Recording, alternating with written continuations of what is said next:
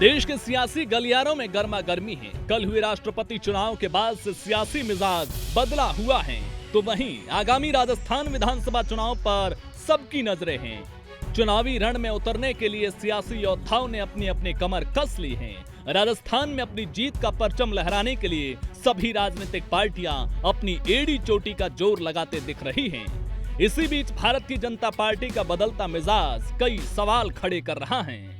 राष्ट्रपति उम्मीदवार आदिवासी, उपराष्ट्रपति उम्मीदवार ओबीसी, क्या मोदी शाह बीजेपी का चाल चरित्र और चेहरा बदल रहे हैं? आपको बता दें कि भारत की कैबिनेट में पिछले साल हुए विस्तार के बाद वर्तमान में 27 ओबीसी, 12 एससी और 11 महिलाएं मंत्री हैं। देश के शीर्ष नेतृत्व का यह जातिगत विश्लेषण बीजेपी खुद ही सामने रखती आई है। बीजेपी को दशकों से कवर करने वाले पत्रकार और आम जनता ये मान रही हैं कि बीजेपी हमेशा से ऐसी नहीं थी। बीजेपी के स्वरूप में बदलाव आ रहा है।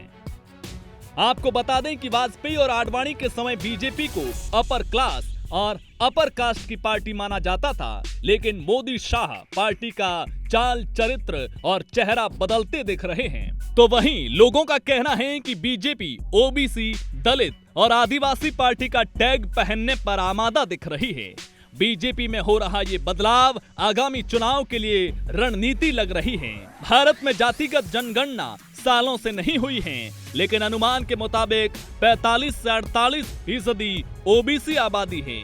दलित और आदिवासी आबादी लगभग 22.5% और पसमानदा मुसलमानों की आबादी लगभग 8.5% है और स्वर्णों की आबादी लगभग 15 से 18% है। हाल ही में तेलंगाना में संपन्न हुई बीजेपी राष्ट्रीय कार्यकारिणी की बैठक में बीजेपी ने आर्थिक और सामाजिक रूप से पिछड़ों तक पहुंचने पर खास जोर दिया और वहीं भारत के प्रधानमंत्री ओबीसी तबके से हैं।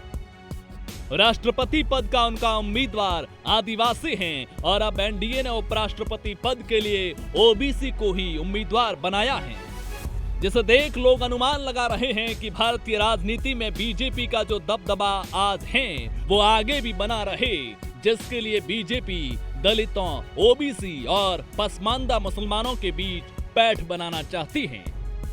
ब्यूरो रिपोर्ट, जी मीडिया।